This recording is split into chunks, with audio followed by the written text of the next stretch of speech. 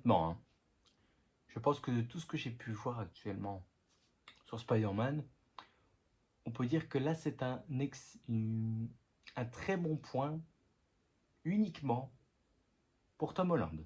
Te mets pas en travers de ma route. T'as l'air KO, mon gars. Mais pour les araignées qui réussissent cette transition, ça s'apparente alors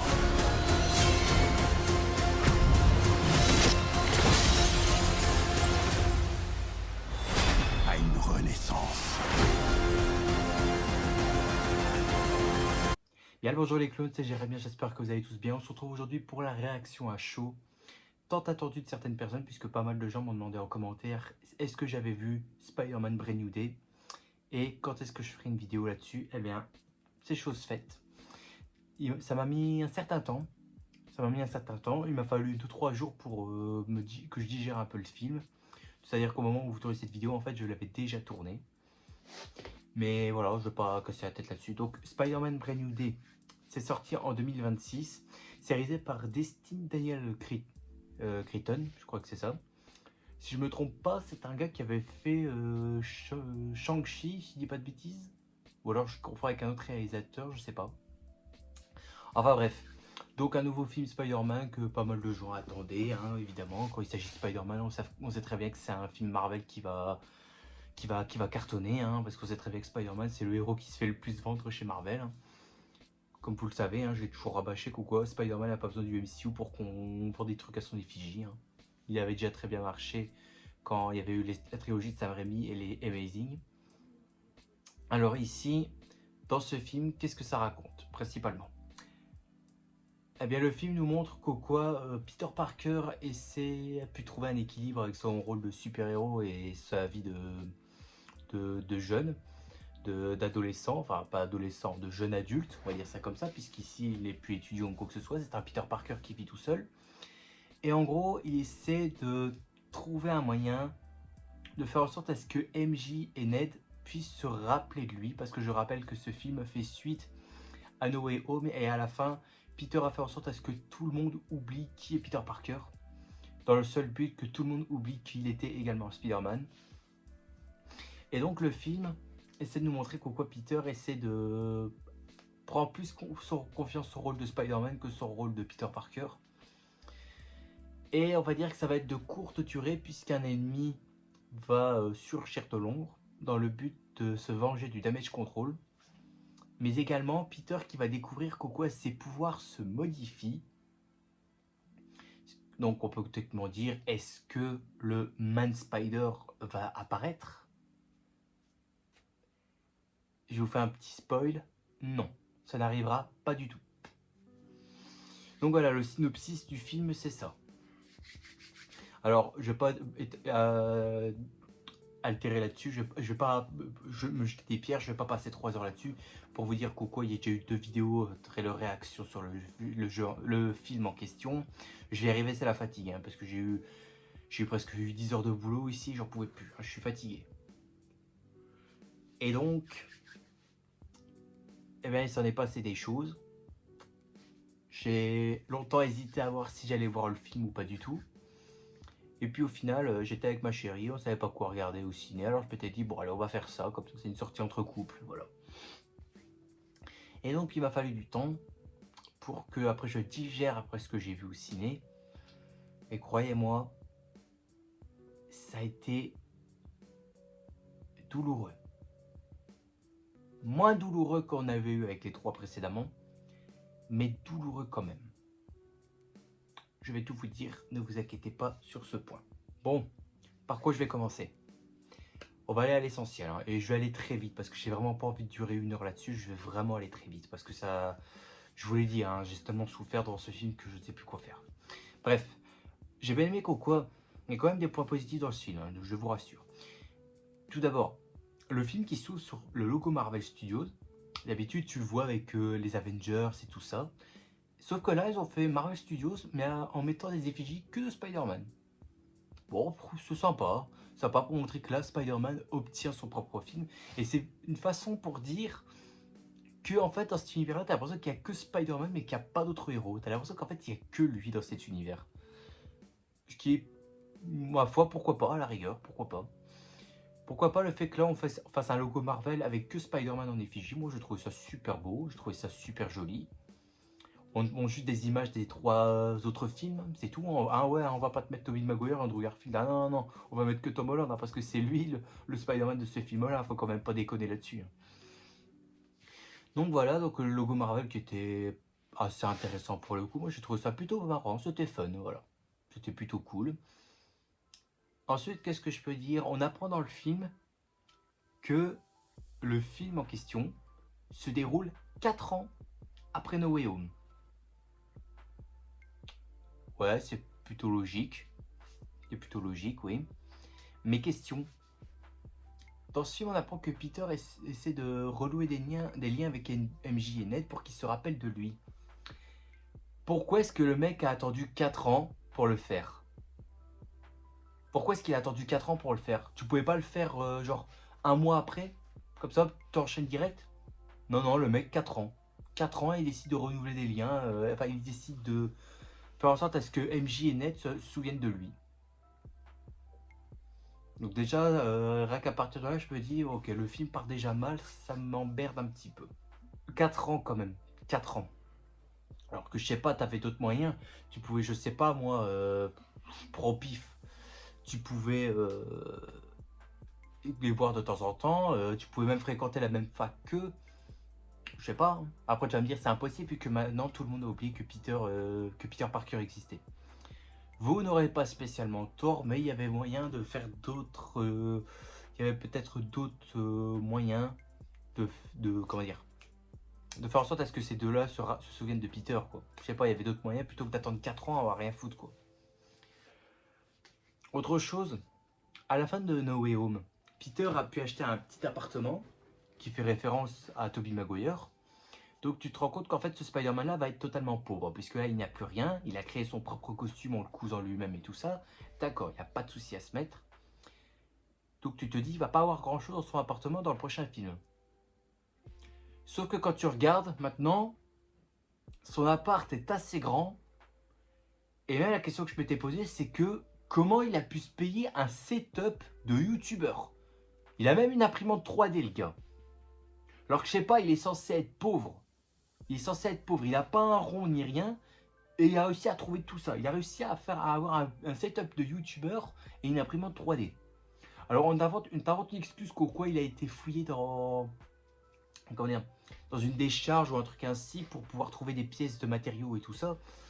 Mais ça rend les choses complètement cons et c'est une incohérence. Genre, tu peux pas utiliser des vieilles pièces qui ne vaut plus pour recréer un PC qui marche et une imprimante 3D. Pour moi, non, c'est des sous tout ça. Hein. T'as pas comme ça avec des vieilles pièces, c'est impossible. Et puis même à un moment donné, tu le vois, Peter, quand il regarde une vidéo de MJ et Ned, tu te rends compte qu'en fait, il a le nouvel iPhone, c'est l'iPhone qui se plie là. Mais il a cet iPhone là. Donc je me dis, d'où vient l'argent? D'où vient l'argent? Comment il s'est payé tout ça, le gars? Il a volé ou il a fait quoi? Non, parce que c'est clairement impossible qu'un gamin de 20 ans qui vit dans un petit appartement qui n'a pas de boulot ou quoi que ce soit, qui arrive à se payer toutes les nouveautés qui sortent. Pour moi, c'est impossible. Donc, comment il s'est payé tout ça? Et il ne me sortait pas le coup de ouais, c'est peut-être l'héritage de Tony, peut-être qu'il a donné ça à Spider-Man ou quoi que ce soit. S'il avait eu tout ça, il aurait eu une autre baraque. Hein. Il n'aurait pas eu un appart de merde comme il a. Hein.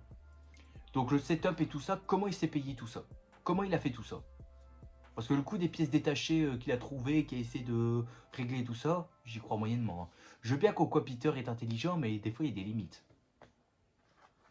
Alors une scène d'intro qui est à la fois un point positif, mais aussi un point négatif, je vais en revenir tout à l'heure.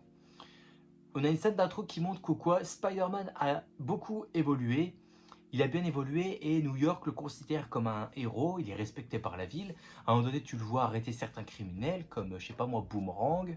Tu vois arrêter Tombstone, tu vois combattre plusieurs fois le Scorpion. On te remet les clés de la ville, donc référence à Spider-Man 3.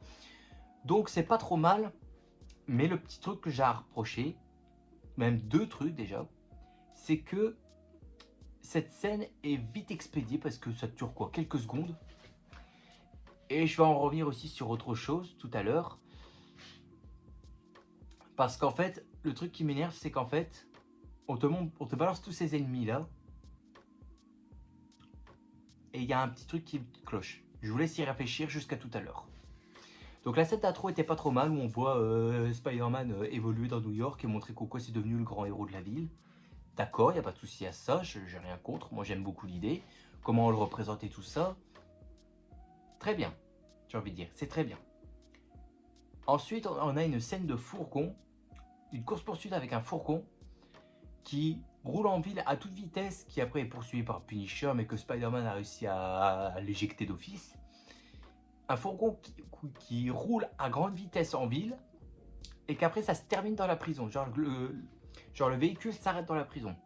Toute cette séquence-là, je sais pas pourquoi, mais ça me rappelle la même séquence de course-poursuite dans un fourgon dans le jeu Marvel Spider-Man. Le premier, je parle. Je sais pas, je trouve que c'est la même séquence. Et ça, c'est un truc que j'ai beaucoup aimé, c'est qu'au quoi ils se sont inspirés des Marvel Spider-Man pour déjà les chorégraphies de combat, mais aussi pour certains passages, parce que déjà la séquence du fourgon, comme je vous l'ai dit, ça me rappelle Marvel Spider-Man, quoi. Regardez la séquence en question dans le jeu, pour moi, c'est le même passage, c'est la même chose.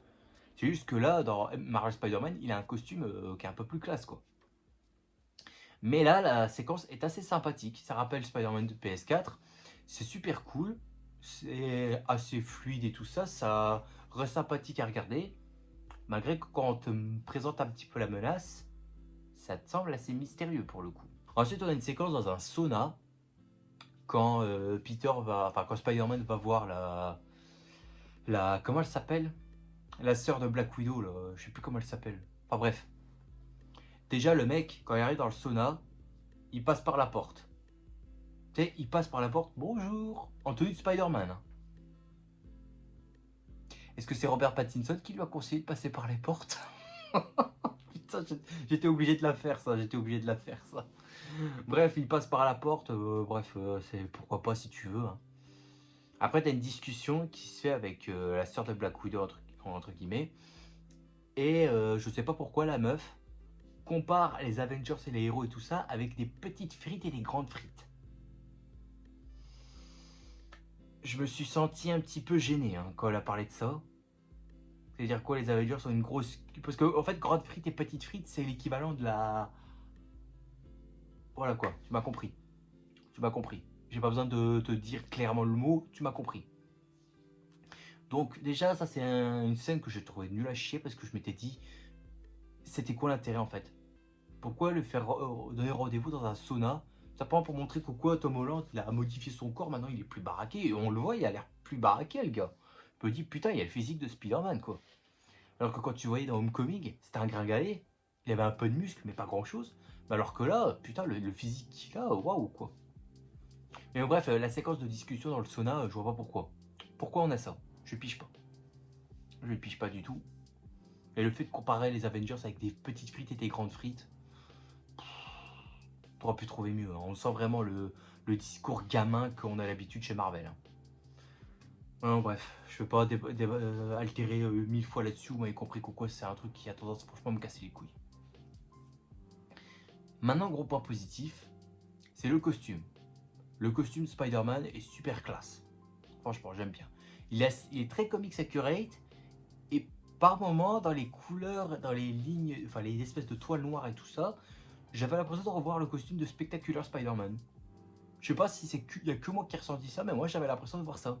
J'avais l'impression de revoir par moments les traits des toiles noires sur le costume et le masque, et les couleurs assez proches de Spectacular Spider-Man. Moi j'ai clairement vu ça, enfin c'était mon ressenti, et je suis assez étonné. Et d'ailleurs, enfin il était temps, on a enfin un son pour le sens de l'araignée, pour le Spider-Sense. On a au moins un son, ce qu'on n'avait pas dans les autres films. À part de No Way Home, tu l'as entendu qu'une fois. Et pour moi, le sens d'araignée qui m'a marqué à mes yeux, ça reste celui de Tobey Maguire déjà, et celui de Andrew Garfield, qui reste pour moi le meilleur sens de l'araignée. Le son du sens de l'araignée qu'il a, j'adore.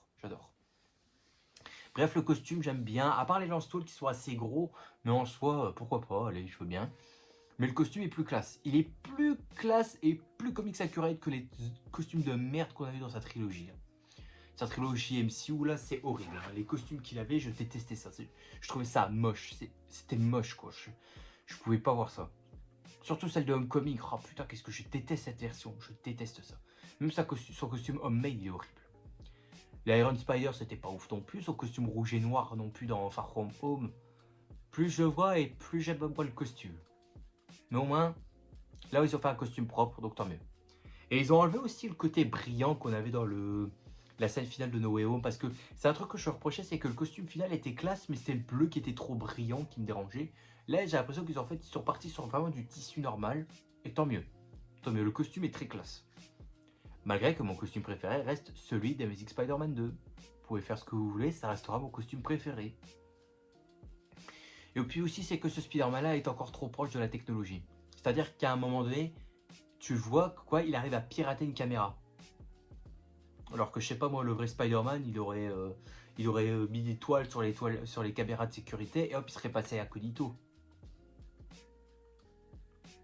C'est pas plus simple que ça? Plutôt que encore le coup de la technologie est partout et tout ça, c'est un Spider-Man hyper craqué et tout ça, il peut craquer n'importe quel code de sécurité. Ça, non. Non. Un Spider-Man qui est trop proche de la technologie, ça, non. Non. Si ça avait été Batman, d'accord, il n'y a pas de souci. Mais là, on parle de Spider-Man. Spider-Man, non. Il ne doit pas être craqué au niveau technologie. Le mec doit par moment improviser. Quand il sait pas faire ça ou ça, il improvise. Moi, c'est ça que je veux voir.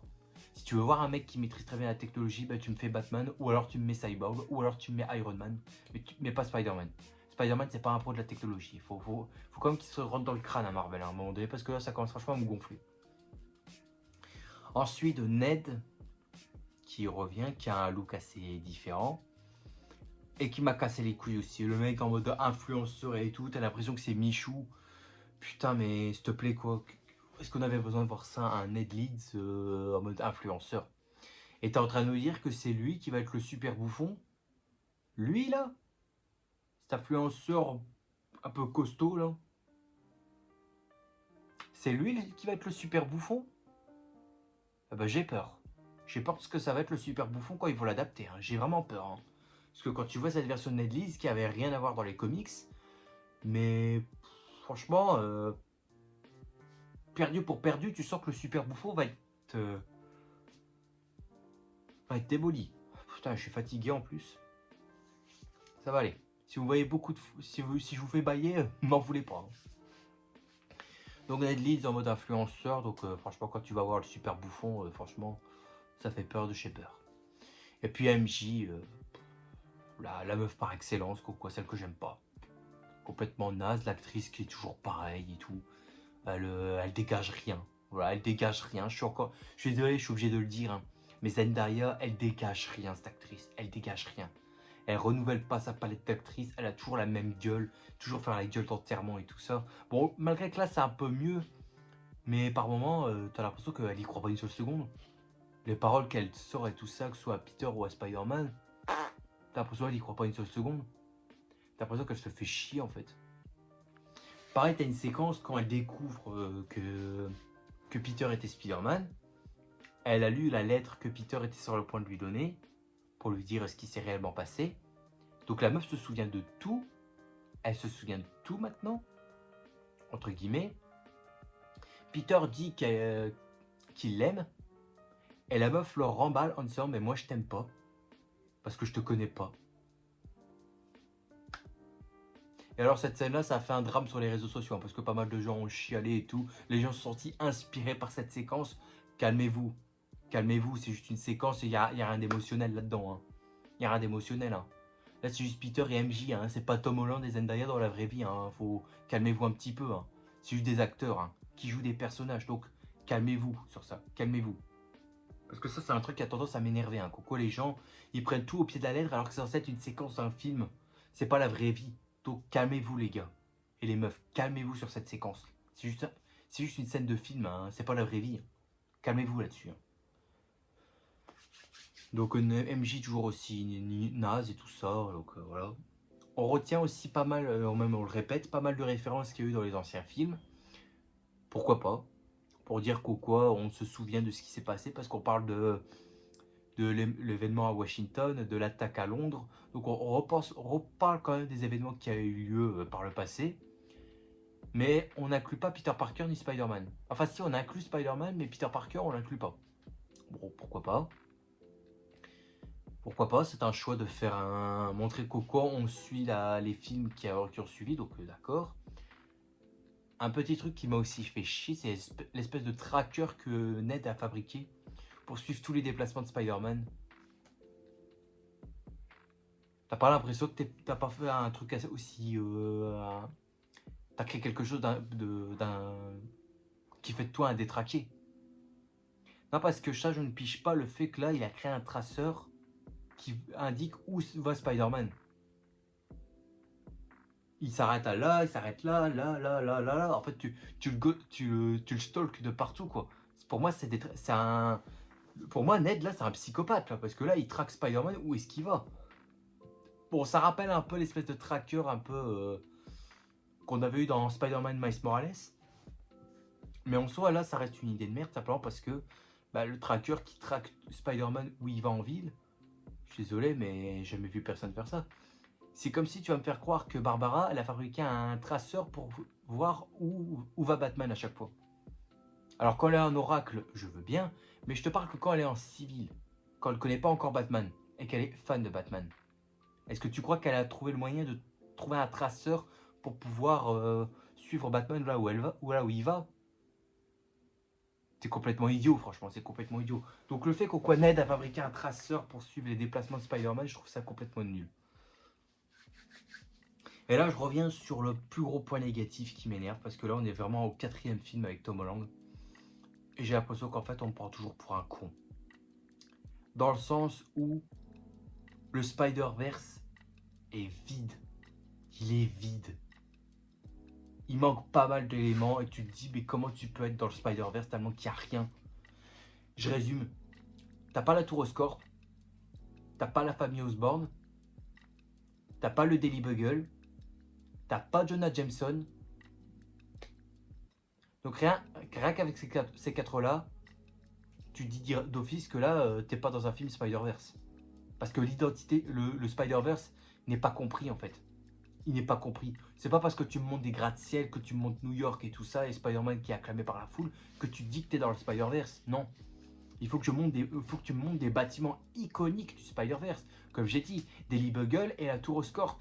Si t'as pas ça, le Spider-Verse n'existe pas. C'est comme si tu faisais un film Batman où t'avais pas la Tour Wayne et t'avais pas le manoir Wayne.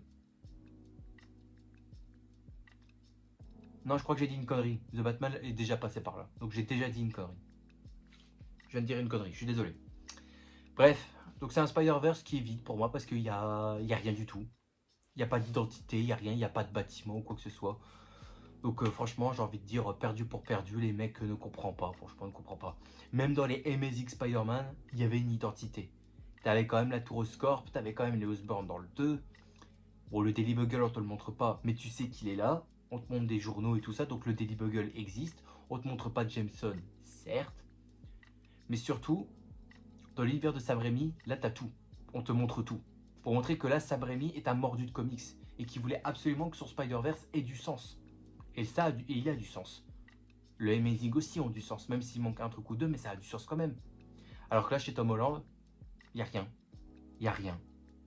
Il n'y a pas un truc qui fait penser au Spider-Verse, non, t'as rien. T'as rien. T'as l'impression que c'est une ville random, où ils n'avaient pas les moyens de... Ou alors ils n'avaient pas les droits de mettre la Tour Oscorp ou quoi que ce soit. C'est décevant. Alors on te montre aussi d'autres méchants, comme à savoir le Damage Control, qu'on avait déjà vu dans No Way Home, car c'est eux qui avaient arrêté Peter Parker. On les a vus aussi un peu dans Homecoming. Bah là tu as l'impression qu'en fait c'est une équipe qui n'est pas si puissante que ça, hein. On est vraiment des bandes de guignols, hein. Tu mets à côté comment ça s'appelle, le TGV... Non, je sais plus comment ça s'appelle. C'est l'espèce de groupe là qu'il y avait dans la série Loki et que tu vois dans Deadpool et Wolverine. Là. Je sais plus comment ça s'appelle. Le TVA peut-être. Je sais plus. Mais vous voyez cette équipe là de quoi je parle? Eh ben, cette équipe là, je la trouve beaucoup plus efficace que le Damage Control qui sont des bras cassés. C'est des bras cassés. Même les agents du Shield sont plus expérimentés face à cette bande de guignols. Et puis tu sais pas pourquoi, mais à ce moment là, Damage Control, ils ont pris possession un peu partout. Mais je suis désolé, mais il faut rien en fait. Il faut rien les mecs. Il faut rien. C'est pas parce que tu mets des méchants, des gars par-ci par-là qui vont faire quelque chose si tu ne les vois pas. Parce que moi je ne les ai pas vus. Et autre chose aussi que je ne comprends pas, c'est qu'en fait on te met aussi la main. Donc c'est une organisation criminelle que si tu as vu la série Daredevil, tu vois ce que c'est. Et bien on apprend qu'en fait la main travaille pour eux et qu'ils les considèrent comme des ados abandonnés qui ne savaient pas où aller. Donc du coup le Damage Control a fait en sorte à ce qu'ils embauchent des membres de la main et qui viennent travailler pour eux. Je sais pas ce que vous avez fumé Marvel, mais là... j'ai rarement vu des idées aussi merdiques. Je dis ça, je ne dis rien. Je ne dis rien. Mais à ce moment-là, dans la salle de ciné, j'ai levé les yeux au ciel en me disant, mais ils se foutent de ma gueule, c'est pas possible.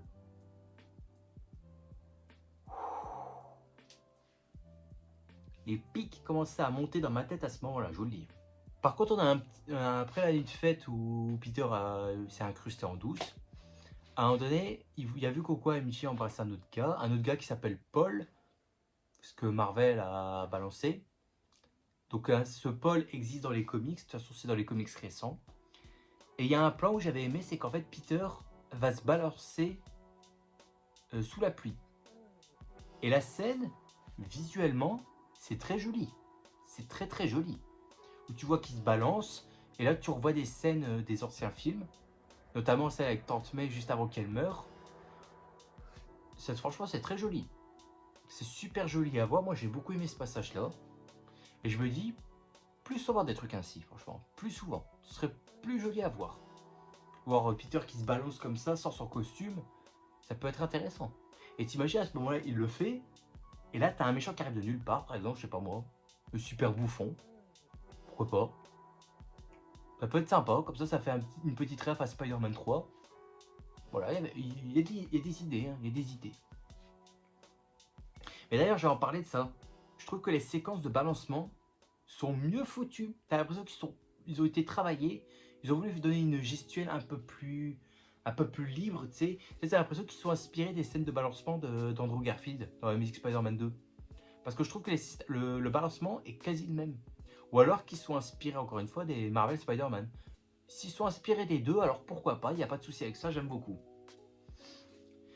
Mais je trouve que franchement c'est mieux, c'est plus fluide et tout. Quand tu vois, c'est vraiment pas fait en CGI ou quoi que ce soit. Non, t'as vraiment l'impression qu'en fait, il y a vraiment un acteur qui était dedans, qui faisait des cascades et tout en fond vert pour faire en sorte à ce qu'on incruste bien. Et ben franchement, je dis bravo. Bravo parce que les séquences de balancement, c'était impeccable. Aussi, il y avait des plans qui étaient très comic book. Notamment, tu as un plan où tu as Spidey qui est comme ça en tenant un gars, qui fait référence au Amazing Fantasy numéro... je sais plus combien, mais c'est pas trop grave. Bref, la première apparition de Spider-Man. Ensuite, tu avais un plan où il était comme ça, collé sur un navire qui fait aussi référence à une page de comics. Ou une autre qui était comme ça, et Boomerang en bas qui balançait des boomerangs. Franchement, ils ont essayé de prendre des plans qui font très comics et qui font référence aux comics. Très bien, pourquoi pas? Pourquoi pas? Je suis pas contre avec ça. En plus, c'est dans la scène d'intro où on le voit qu'au quoi Spidey a évolué et qui a été apprécié par la ville. C'est à ce moment-là qu'on voit cette séquence-là. Franchement, ces plans sont très jolis, j'aime beaucoup. T'as même des plans en mode POV, comme si t'étais dans les yeux du héros et tu le vois se balancer comme ça. Franchement, joli. T'as vraiment l'impression qu'ils sont inspirés des Amazing Spider-Man de Mark Webb. Et franchement, très très bien. Très très bien d'avoir pris ça comme source d'inspi. Franchement, j'aime beaucoup. Les séquences POV, quand tu avais vu ça dans les Amazing, moi j'ai adoré. Parce que t'es dans les yeux du héros, t'as l'impression que là on te donne envie d'être Spider-Man, quoi. C'est incroyable. Et je me dis, ils ont osé reprendre ça, mais bravo, quoi. Là, je me dis, ils ont quand même osé faire quelque chose de correct. C'est peut-être un copier-coller ou alors un hommage, mais au moins c'est très bien fait. Et après, t'as une séquence de... Enfin, un peu plus tard, t'as une séquence de conseils avec Tante May en guise de flashback. Avec le costume Homecoming dégueulasse. Ouais, mais pourquoi faire en fait? Pourquoi faire la scène de conseil avec Tante May en guise de flashback? Quel est l'intérêt en fait? Est-ce qu'il y avait un putain d'intérêt de faire ça? Moi je voyais pas spécialement l'intérêt. À part pour mettre l'actrice, pour dire ah vous voyez quand même on revoit Tante May une dernière fois. Sauf que cette Tante May elle est horrible. Pour moi, là, ils en ont fait une boumeuse de 40 ans, dont tous les mecs du quartier veulent se la taper. Je suis désolé, mais c'est pas comme ça que j'avais imaginé Tante May. Hein. Quand tu vois la Tante May des Amazing et de Sam Raimi, je sais pas, elle était plus attachante quand même. Hein. C'était la petite vieille qui était comme ça chez elle et tout, qui prend soin de Peter, qui prépare son thé et qui donne des conseils psychologiques à son petit-fils. Enfin, à son neveu. Je sais pas, c'est pas plus mal comme ça. En fait, il faut savoir que Tante May, c'est l'équivalent de Alfred. C'est-à-dire que c'est le soutien psychologique du héros. Quand le héros perd ce membre en question, qui est le dernier de sa famille, là, le héros a toutes ses chances de péter les plombs. Voilà. Je dis ça, je dis rien. Mémorisez ça. Ensuite, on a encore des blagues nulles. Ça, c'est l'équivalent de chez Marvel, hein, des blagues nulles. À part une blague qui m'a fait rire. C'est une séquence dans un ascenseur à un moment donné quand Peter n'a pas de vêtements. Il porte un legging et tout ça avec marqué Juicy au cul. Et la meuf qui dit, c'est mon jogging ça. Il dit, ah non, non, c'est le mien, c'est le mien. Et puis il repart avec et il dit, et la meuf le revoit et dit, eh mais c'est vraiment le mien. D'ailleurs, la meuf en question, c'est la même qu'on voit au début.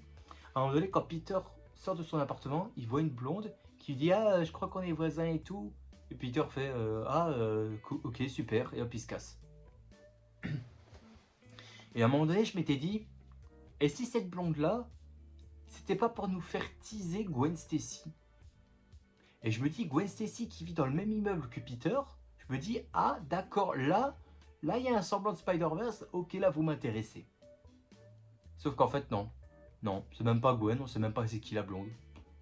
Donc voilà, donc c'est pour ça que je m'étais dit, le Spider-Verse va peut-être être présent, et au final, non, j'ai arrêté d'y croire. À la moitié du film, j'ai arrêté d'y croire en disant qu'au quoi là, on n'aura pas le Spider-Verse que je m'attendais à voir. Alors qu'on s'attendait à quelque chose de beaucoup plus comics accurate. Dès que tu vois le costume, c'était vraiment un truc comics accurate, donc je m'étais dit, ils vont vraiment aller dedans. Au final, non, ça n'a pas été le cas. Ils ont fait encore le truc complètement bâclé. Peter découvre qu'au quoi ses pouvoirs sont en train de modifier. C'est-à-dire que maintenant, il découvre les toiles organiques dignes de notre ami Tobey Maguire. Et c'est... Je m'étais dit, est-ce que ça vaut le coup? Alors on va dire qu'au quoi c'est parce qu'il grandit, et quand il grandit, ses pouvoirs grandissent aussi, c'est-à-dire qu'il peut devenir plus puissant. Sauf qu'à un moment donné, moi j'avais cru à un espèce de symbiote, je vais vous expliquer pourquoi. À un moment donné, quand il va combattre le scorpion, vous allez comprendre pourquoi je dis ça. J'avais aimé qu'au quoi, à un moment donné, Peter va sur un toit pour essayer d'utiliser ses toiles organiques. Et là il dit, allez, tu vas le faire, Peter 2 sait le faire, donc tu vas pouvoir le faire. Donc tu vois, déjà rêve à Tobey Maguire, c'est-à-dire que là, il se rappelle qu'il a vu d'autres Spider-Man. Et il a essayé de refaire la scène qu'on voit dans le Spider-Man 1 de Sam Raimi. Tu sais, quand Peter veut tisser une toile et il fait « Filament, vol, emporte-moi toile, emporte-moi ». Dans cette scène-là, ils ont essayé de la refaire, mais ils l'ont massacré. C'est-à-dire qu'il fait ça, vas-y file, tisse, tisse. Après il fait ça, t'as une toile qui sort, comme si ça avait été une goutte de tu vois quoi. Et Peter fait « Oh, oh ». Est-ce que ça avait vraiment pour but de se foutre de la gueule de cette scène de training montage qu'on avait dans le Spider-Man 1 de Sam Raimi, ou alors c'était pas du tout voulu? Parce que pour moi c'était voulu hein, qu'on se foute un peu de la gueule de ce passage-là. Parce que pour moi c'est la scène la plus iconique du Spider-Man de Sam Raimi. Hein. Peter qui teste sa toile là et qui sait pas comment l'activer. Ça j'aime beaucoup, hein. Ça reste une séquence que j'adore. Mais là ils ont essayé de l'enculer et ça pour moi c'est un petit manque de respect. Et puis le fait que ses pouvoirs se modifient, je voyais pas spécialement aussi l'intérêt. Bon après tu as un combat de faille contre le scorpion, qui est très cool. Ça se passe de nuit dans une rue, très stylé. Malgré qu'il a que la queue de scorpion, il n'a pas l'armure complète, il n'a pas de casque. Ça c'est dommage. T'as l'impression qu'en fait encore une fois ça a été fait qu'à moitié. Bref, la queue est pas trop mal, donc le combat est cool. Et après tu as ses pouvoirs qui, t'as l'impression qu'ils prennent le dessus, c'est-à-dire qu'il ne contrôle pas ses pouvoirs. Et là, il a l'air de le défoncer, c'est-à-dire il prend le scorpion par la queue, il le tabasse à terre, il le lance sur des bagnoles et tout ça. Et tu vois qu'à un moment donné, les yeux de Peter deviennent tout noirs. Donc je m'étais dit, et si ces pouvoirs qui se modifient, c'était pas un espèce de symbiote? Moi j'avais pensé à ça, donc je m'étais dit, ah le symbiote peut être présent, c'est-à-dire c'était une de mes théories que j'avais avant de voir le film. Je m'étais dit, le symbiote va être utilisé petit à petit dans le film, donc je me dis, d'accord, là ça peut me plaire. Sauf que je vous fais un petit spoil, ça n'a rien à voir. Ça n'a rien à voir avec le symbiote n'est pas là, le symbiote n'a rien à branler d'être là. Mais le combat contre le scorpion est sympa et tout ça, malgré que le scorpion tu le vois que 2 séquences, donc encore une fois on s'est un peu foutu de notre gueule. Bon ça m'a fait plaisir de le voir, hein, mais c'est pas le méchant du film, donc je suis déçu. il est temps de parler du personnage que j'avais vu dans les trailers et que je m'étais dit, ils ont pas intérêt à le foirer. Ben, manque de peau, ils l'ont foiré. Le Punisher. Le Punisher qui est trop versé dans l'humour. Dans l'humour, franchement. Un Punisher comique. Qui fait des blagues et tout. Enfin, qui fait pas des blagues, mais qui fait des jeux de mots et tout ça. Qui a tendance à taquiner là. Qui a tendance à taquiner Spider-Man et tout ça. Et c'est le cas par moment. Parce qu'à un moment donné, il va taquiner Peter en disant: mais tu rougis, ma petite Luciole. Excuse-moi, mais quand je vois le Punisher de la série Daredevil, de sa propre série à lui, je suis désolé, mais il était pas comme ça. Hein. Il était plus brutal, plus sérieux, plus flippant même, je veux dire. Il me faisait flipper par moments. Et plus badass surtout. Alors que là, dans le film, il est pas badass du tout. Et puis aussi, c'est qu'à un moment donné, t'as pas mal de chamailleries avec Spider-Man, mais putain, t'as l'impression que c'est des gamins de 15-16 ans qui s'embrouillent juste pour, je sais pas, une histoire de clope ou une histoire de drogue ou d'alcool ou je sais pas quelle connerie. En plus, il te parle beaucoup d'un moment qui a lieu à Staten Island. Sauf qu'il s'est passé quoi à Staten Island, parce que moi j'ai pas la ref. Je sais pas qu'est-ce qu'il y a eu à Staten Island. Est-ce que quelqu'un a la ref par rapport à ça, parce que moi je sais pas du tout. Je vois pas du tout de quoi il parle. Mais franchement, les chamailleries qui sont entre les deux, c'est horrible. Ils font ça 3-4 fois, ils discutent et tout ça et tout, et tout ça. Franchement, c'est insupportable. On dirait des gamins de 15-16 ans, ça m'énerve. Ça m'énerve de voir ça. Puis voir Punisher faire des chamailleries avec Spider-Man, je suis désolé, mais je veux pas voir ça. Tu peux le faire avec Daredevil si tu veux, mais... Non, parce qu'avec Daredevil, c'est sérieux. C'est sérieux, ça part pas sur des blagues ou quoi que ce soit. Non, là, c'est vraiment sérieux. Je repense la fameuse scène dans la saison 2 de Daredevil. Le mec est attaché comme ça, Punisher est en train de préparer son coup, et là, il parle de leur choix de... Qui fait la bonne... Qui règle... Enfin, comment dire, qui établit bien la justice? Est-ce que c'est Daredevil ou Punisher? Et les deux sont en train de débattre, ils sont en train de hausser la voix et tout. Ça, cette scène-là, à la rigueur, c'était plus intéressant. Plutôt que les chamailleries de ces deux Gugus. Là. Ensuite, la musique. Bah franchement, il n'y a rien d'intéressant, encore une fois, la bande son. À part des musiques de groupe. Qui a tendance à m'énerver. Surtout sur le Spider-Man de Tom Holland, ça m'énerve. Sur Andrew Garfield, il n'y a pas de problème. Notamment, j'aime bien la musique Gone, Gone, Gone de Amazing Spider-Man 2, ça je l'aime beaucoup. Mais mis à part ça, les bandes son, les musiques que t'entends dans le film, je suis désolé, mais elles m'ont pas marqué du tout, j'en avais rien à foutre. C'était vraiment pas génial du tout. Franchement, quel est l'intérêt? Tu aurais pu amener un compositeur. En plus, si j'ai bien compris, c'était Michael Giacchino qui avait fait la bande son. J'ai un doute. Est-ce qu'on parle du compositeur de The Batman qui a composé la bande son de ce film? Quitte à choisir entre les deux, je préfère la bande son de The Batman. Hein, parce qu'au moins dans The Batman, il y a quand même quelque chose. Malgré que c'est un thème qui revient en boucle, là, et que ça décolle pas. Plutôt que de mettre une musique où il n'y a rien qui va. Il n'y a pas un thème iconique ou quoi que ce soit là dans ce film. Il n'y a rien. Bref, je ne vais pas parler de la musique parce que ça m'énerve. On a d'autres personnages aussi connus de l'univers de Marvel qui font leur apparition là-dedans. Alors on a The Wolf. Alors The Wolf, je l'ai connu grâce au jeu Spider-Man 3. Donc si vous vous rappelez de mon let's play, on avait 3 missions avec The Wolf. Et je savais pas du tout qu'elle était là-dedans. Et dans ce film, elle fait une espèce de Yori Watanabe, c'est à peu près pareil.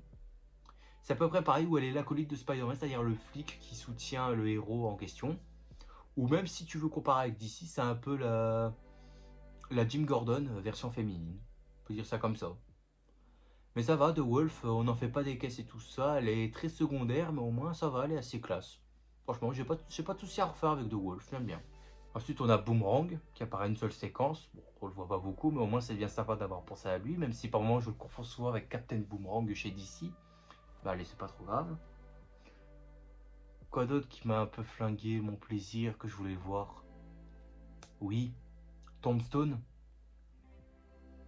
Tombstone. Tu le vois 20 secondes, et je ne plaisante pas, tu le vois 20 secondes à l'écran. Tu le vois tendre Spider-Man comme ça, sur le point de le lâcher, et après, il a réussi à se faire battre et entoiler comme ça sur le mur. Tombstone, je m'attendais à ce que ce soit peut-être lui la menace principale qui avait engagé Scorpion et d'autres criminels pour vaincre Spider-Man. Ça pouvait être intéressant, encore une fois. Au final, non. Au final, non. Donc Tombstone, je suis vraiment déçu. Je suis vraiment déçu. Je m'attendais à ce que ça allait être lui l'ennemi en question, qu'il allait être un peu plus puissant. Mais bah, c'est pas le cas. C'est pas le cas. Et puis la main, je l'ai déjà dit, elle n'est pas si menaçante que ça, hein, parce que Spidey arrive à les battre. Pas si menaçante que ça. Hein. Je sais pas, mais je l'avais vu un peu plus menaçante dans Daredevil que dans Spider-Man. Je vais pas tourner autour du pot là-dessus, vous m'avez compris. Ensuite, à un moment donné, quand Peter va voir MJ ou Ned ou quelque chose comme ça, ou n'importe qui, le mec trouve l'excuse de s'inventer un nom. Que ce soit avec MJ ou Ned, que ce soit avec Bruce Banner, on va en parler de lui. Que ce soit avec ces gens-là, il invente un nom. Pourquoi tu dis pas que t'es Peter Parker? Pourquoi tu dis pas que t'es ton vrai nom? En plus, tu te souviens même pas pourquoi tu avais lancé un sort qui a fait en sorte à ce que tout le monde oublie Peter Parker. Donc tu peux clairement dire qui tu es réellement, sans qu'au quoi les gens vont te dire « Ah, mais Peter, je me souviens de toi et tout. Ah oui, c'est vrai, t'es Spider-Man et tout ça. » Pourquoi inventer un faux nom alors que tu peux directement dire ton vrai nom? En plus, il n'y a même pas de conséquences quand tu dis ton vrai nom. Donc pourquoi est-ce que tu t'inventes un nom, Peter? Je ne comprends pas ça. Je vois pas l'intérêt de changer de nom pour qu'au final, tu mens et qu'à la fin, en fait, ils finissent par avoir la vérité. Bref. À un moment donné, Peter essaie de se renseigner un peu sur la modification de ses pouvoirs. Et comment il fait ça? En regardant un documentaire sur France 3. J'invente, hein. Il regarde un documentaire sur France 3 sur la reproduction des araignées. Genre comment ils copulent. C'est bizarre. C'est comme si le docteur Langstrom regardait les chauves-souris en train de se copuler pour trouver un moyen de comment créer un sérum de chauve-souris. C'est pareil. C'est pareil, hein. Je trouve ça vraiment, vraiment chelou que tu regardes ça. Pourquoi est-ce que tu regardes des araignées qui copulent entre eux? Je comprends pas en fait. Ça, je ne pige pas pourquoi ils regardent ça. Hein. C'est vraiment, mais vraiment bizarre. Une idée tordue même. Et puis encore une autre scène aussi qui m'avait sorti de mes gonds parce que je m'étais dit on va vraiment encore se foutre de la gueule. À un moment donné, MJ qui est possédée par la menace entre guillemets, que je vais dire plus tard qui elle est parce que franchement c'est pas une surprise. MJ est possédée par la menace en question et cette dernière se jette du toit après avoir discuté avec Spider-Man. Elle se jette du toit et Spidey arrive à tisser une toile et elle finit par la rattraper. Et pourquoi je dis que cette scène va m'énerver? Parce que je vois venir les petits fils de pute d'internet qui vont troller en disant « Tiens, tu vois, Tom Holland et Tobey ont réussi, mais Andrew, il n'a pas réussi. » Tu vois, donc Amazing Spider-Man 2 va encore se prendre une claque rien qu'avec cette scène. Hein. Et ça m'énerve. Ça m'énerve complètement. Les gens qui critiquent ça, que quoi, Andrew n'a pas réussi à sauver Gwen. Est-ce que vous êtes conscient que c'est une scène qui existe dans les comics? Donc cette scène-là en question, qui a fait pleurer pas mal de gens, et même moi y compris, la mort de Gwen Stacy dans Amazing Spider-Man 2, c'est une scène qui est comics accurate, puisque dans les comics, elle meurt de la même façon. Donc, ne vous moquez pas de cette scène, arrêtez de vous foutre de la gueule de Andrew qui n'a pas réussi à sauver sa Gwen, tout simplement parce que ça faisait partie du scénario, et tout simplement parce que ça faisait partie du comics, donc c'est comics accurate, c'est une scène qui est très comics accurate, donc il faut arrêter avec cette scène-là. Foutez-lui la paix. Foutez-lui la paix. Point barre. Non mais ça m'énerve cette scène-là, quoi. Ça m'énerve. Qu'à chaque fois, là, on va te faire la comparaison. Toby a réussi, Tom a réussi, enfin. Mais Andrew, la grosse merde. Voilà comment les gens vont le dire. Et ça m'énerve. Pour mon Spider-Man préféré, ça m'énerve. Donc cette scène-là, ne refaites plus jamais la comparaison avec Amazing Spider-Man 2, la mort de Gwen. Ne refaites plus jamais cette comparaison parce que ce que vous faites, c'est mauvais. Parce que la scène en question, elle est comics accurate, je me répète. Cette scène est comics accurate. Donc, foutez la paix à Andrew Garfield. Alors on a aussi le retour de Hulk, qui agit comme Hulk, genre il est redevenu colérique et tout ça. Alors que je sais pas, mais avant c'était le professeur Hulk. Donc pourquoi est-ce qu'il est redevenu Hulk? Ça je ne pige pas. Et aussi on t'invente le fait qu'au quoi il y a une espèce de bracelet que Bruce Banner porte pour contrôler son côté Hulk. Excuse-moi, mais c'est pas comme ça que tu vas contrôler ton soi-disant pouvoir parce que tu as peur de te transformer encore en géant vert. En l'homme vert, c'est l'homme vert, voilà. Franchement, ça sert à rien. Et puis de toute façon, Hulk aussi sert à rien. T'as juste un combat dans les bureaux du damage control, et après c'est tout.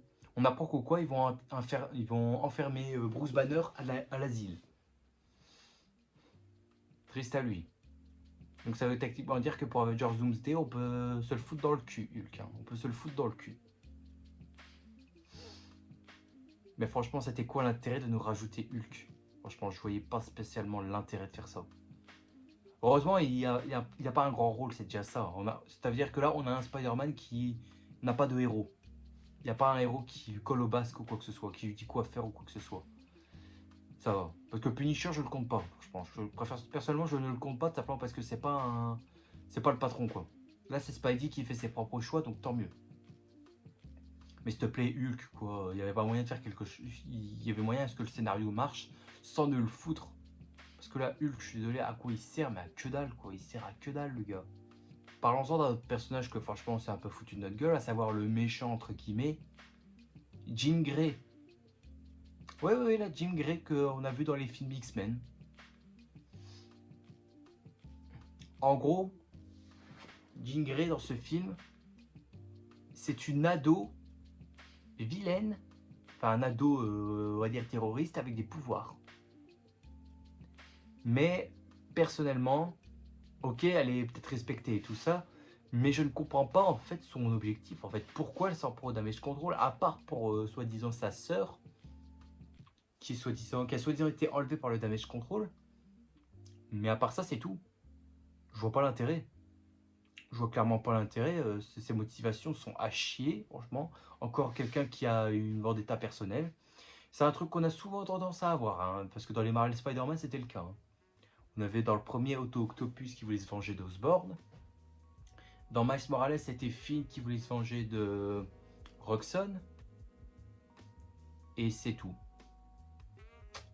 Ouais, c'est parce qu'ils ont vraiment pris au pied de la lettre le côté faut prendre un méchant qui veut juste avoir une vendetta personnelle. Hein. Mais pour moi, c'est une mauvaise chose, hein, parce que moi, j'aime pas les méchants qui ont des vendettas personnelles. Moi, je préfère quand le méchant est vraiment méchant. Pas juste une vendetta personnelle de merde, parce que c'est le truc classique. Il se venge parce qu'il a perdu un membre de sa famille, ou qu'il est mort par cette personne, ou alors parce qu'une personne lui a retiré tous ses biens et tout ça, qui lui a foutu à la rue, ou alors qui a mis fin à son entreprise. Ça, c'est un truc que j'ai déjà vu en long et en large, et ça me gonfle. Franchement, ça me gonfle. À un moment donné, changer un peu les mecs. Et aussi, c'est que, franchement, et ça me fait vraiment hurler de rage. Tout le long, on te vend un méchant qui s'appelle VMAX. Donc je m'étais dit, oh ok, là c'est intéressant, on te tease un méchant. Il y a pas mal de gens qui ont lié ça à Venom. Donc moi, personnellement, je voyais pas l'intérêt de ce qu'il y a Venom là-dedans, puisque VMAX et Venom, je vois pas pourquoi il y a un nom pareil. Donc je me dis, ça va peut-être être un surnom, pour pas que le vrai méchant se montre. Et donc tu attends tout le long du film, tu attends le VMAX, mais tu vois qu'il se montre pas, donc ça me paraît assez bizarre. Et le foutage de gueule absolu, on apprend qu'en fait VMAX, c'est un ventilateur.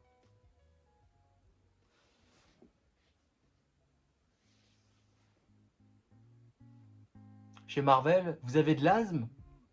Hein? Vous avez de l'asthme? Non, parce que vous savez ce qui serait bien là, c'est que je prenne votre film là et... Voilà. On te sort un surnom de méchant tout le long pour te dire ça va être badass. Et au final, c'est juste un putain de ventilateur. Vous vous foutez vraiment de ma gueule, hein, Marvel. Vous vous foutez vraiment de ma gueule. Hein. 2 heures de film pour un putain de ventilo. Ah, ça m'énerve, ça m'énerve. Non, mais comment vous réglez vos trucs là-bas chez Marvel? Comment vous réglez vos trucs là? Ça, franchement, ça a tendance à me casser les couilles. Donc, tout le long du film, juste pour un putain de ventilo. Je vais vraiment remettre les points sur les i parce que ça a tendance ça commence à me casser les couilles. On te met Punisher là-dedans. d'accord, mais le truc où je m'étais posé la question, c'est au-dessus enlever Max qui m'a cassé les couilles. Donc je me répète, où il est Daredevil? Où est le Caïd? Parce que on aurait pu partir sur quelque chose de loin et beaucoup mieux, notamment le premier scénario qui avait dit qu'au quoi Wilson Fisk serait le maire de New York et qu'il lance une loi anti-justicier, c'est-à-dire qu'il va traquer tous les justiciers qu'il y a à New York, dont Daredevil, et il va inclure Spider-Man dedans, et peut-être Punisher, donc c'est-à-dire que tu auras ces trois-là face au Caïd, et le Caïd c'est le grand méchant du film. Là ça aurait pu être intéressant, là ça m'aurait plu, comme ça là tu vois enfin le Caïd en live action, qu'on n'a plus vu depuis au cinéma, on l'a plus vu depuis quand? Depuis Daredevil je pense, Daredevil de 2003. Je pense, j'ai un doute affreux. Parce qu'on a déjà vu le Caïd en live action au cinéma. Je sais plus. Mais bon, bref, il y avait tellement moyen de mettre le Caïd ou mettre Daredevil dans le film. Comme je viens de vous le dire, le scénario qui avait été prévu de base, on aurait pu avoir ça. Il y aurait eu un putain de motherfucking potentiel. Et là, le film aurait cartonné. Il a cartonné actuellement le film, je dis pas le contraire. Hein. Mais par son scénario, je suis désolé, mais pour moi, ce carton, pour moi, il le mérite pas, hein, le film. Je suis désolé, il le mérite pas. Hein. Je vais être cruel, mais il le mérite clairement pas. Et certains qui ont aimé le film, certes, mais vu le scénario et vu le méchant commencer et tout, pour moi, il n'y a rien d'intéressant, il n'y a rien de foufou là-dedans. Hein. Il n'y a rien de foufou. Hein. Faut pas croire que c'est pas parce que on te remet le nouveau Spider-Man que quand tu vois sans les Avengers et tout ça que ça va fonctionner. Hein. Non, non, c'est pas comme ça que ça fonctionne dans mon cas. Hein. Aussi, on a des mecs, comme on voit dans le dernier trailer, t'as des mecs qui pointent leur arme comme ça sur Spider-Man, et le mec les nargue en faisant des étirements et tout ça. Ah, dites-moi, vous faites du stretching? Mais tu te crois où là? T'es pas dans un salon de gymnase, t'es pas à Basic Fit? Qu'est-ce que tu crois, mec? Tu te crois où, franchement? On nous bouffe de la merde à chaque fois, ça me gonfle. Et puis la fameuse scène, la scène de baston contre la main, et ça c'était assez génial, franchement j'ai trouvé le combat assez stylé. Parce qu'à un moment donné, il se fait péter la gueule et tout ça, donc tu vois pourquoi il en chie. Et après, il laisse ses pouvoirs prendre le dessus. Et là, j'aime bien Coco, là, il prend une toile et hop, il casse une lame. Et hop, il va en l'air. Et là, il fait un tourbillon de toile. Putain, la classe. La classe, franchement.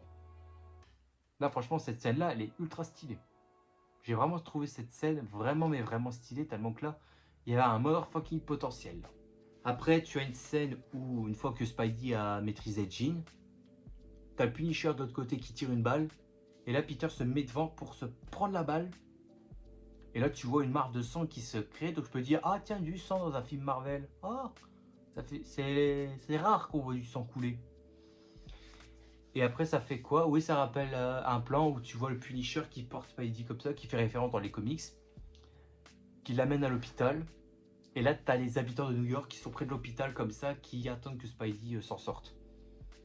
Ça m'a fait penser à quand Michael Jackson se fait brûler au 3e degré. Il est transporté à l'hôpital et t'as tous ses fans qui sont devant l'hôpital et qui le soutiennent. Qui attendent qu'au quoi il soit rétabli. Donc voilà, ça m'a fait penser à Michael Jackson, c'était assez drôle. Après, t'as une petite scène aussi qui était assez marrante. Où Peter va voir la tombe de Tante May. Il lui parle. Et ce que j'ai bien aimé, et j'ai même appris ça, c'est qu'au quoi Tom Holland avait improvisé cette séquence. Il avait improvisé et le réalisateur a approuvé direct. Et quand j'ai entendu la phrase, je m'étais dit, on sent que c'est de l'impro, c'est pas plus mal, franchement, c'est pas plus mal que ça, donc voilà quoi. Et je vais arriver vers la fin ici. À un moment donné, Peter revoit Ned, et là, ils font l'espèce de check comme ils faisaient dans les premiers films. Et comme rien qu'avec un check, Ned se rappelle de Peter. Ok, donc un check est plus puissant que le sort de Doctor Strange. Vous vous foutez vraiment de ma gueule. Hein. Vous vous foutez vraiment de ma gueule. Ça veut dire que si je fais un 4 dans 5, la personne va se rappeler de moi. Et puis si tu fais le check comme ça avec Ned, pourquoi avec MJ ça marche pas? Pourquoi avec MJ t'as pas essayé quelque chose qui puisse se rappeler, qu'elle puisse se rappeler de toi? Non, personne ne se rappelle? On dirait que non. Elle se rappelle pas la meuf. Bon bah ok si tu veux. Et puis pour terminer, c'est quand t'as une scène post-générique sur le traceur entre guillemets qui montre qu'au quoi Spidey n'est plus sur Terre mais dans l'espace.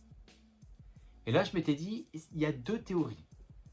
soit Spidey dans l'espace, ça veut dire quoi dans les futurs films Avengers, il sera présent, ou alors c'est juste un Spider-Man d'un autre univers. Un autre Spider-Man qui vient d'un univers parallèle. L'un ou l'autre.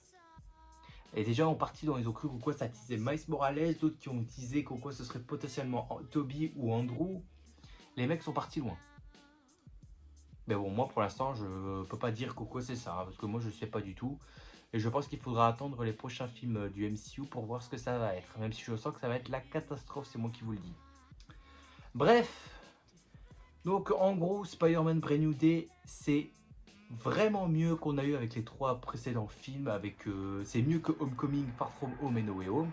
Ça, je ne dis pas le contraire. Donc c'est le meilleur film Spider-Man de Tom Holland, je précise, de Tom Holland. Mais par contre, je suis désolé, ça casse pas 3 pattes à un canard ce film. Hein. Comparé à la trilogie de Sam Raimi et au film Amazing, ça casse pas 3 pattes à un canard, je suis désolé. Hein. C'est vraiment pas, ça vole pas très haut encore une fois. Hein. C'est mieux qu'avait été fait avec les 3 derniers, d'accord, mais ça vole pas haut. Ça ne vole clairement pas haut, je suis désolé. Je suis désolé, il y avait des trucs qui ont été améliorés, certes, le costume, les scènes de balancement et tout ça, d'accord. On te met des méchants, ok. Mais par moments, tu nous ressasses des conneries où je me dis, mais c'est pas possible. Comme le coup du VMAX, tu t'attends à un méchant, au final, c'est un putain de bandilo. Donc c'est vraiment une... Ce film, c'est une escroquerie en fait. On te tease un méchant pour qu'au final, si tu arrives devant le film, tu te fais enculer. Donc c'est une escroquerie ce film. C'est une escroquerie. Ceux qui disent qu'au c'est le meilleur film de l'année, j'ai mieux. Hein. J'ai vu de meilleurs films qui sont 20 fois mieux que Spider-Man. Hein. Malgré que je suis fan du personnage, ce que je viens de voir, je suis désolé, mais ça vole pas haut non plus. C'est pas vraiment le meilleur Spider-Man à mes yeux. Hein. Pour moi, le premier de Sam Raimi et les 2 films Amazing, ces 3-là restent mes Spider-Man préférés. Hein. Mais Brand New Day, ok, c'est le meilleur film de Tom Holland, mais je suis désolé, il n'invente pas grand-chose. On te met des personnages comme ça. En fait, on reproche souvent à Amazing Spider-Man 2 d'être un film trop éparpillé. Mais je trouve que Brand New Day, c'est 15 fois pire. En fait, c'est encore pire. C'est plus éparpillé que ça. Mais quitte à choisir entre les deux, je préfère me regarder 1 milliard de fois Amazing Spider-Man 2, hein, tellement que c'est mon Spider-Man préféré.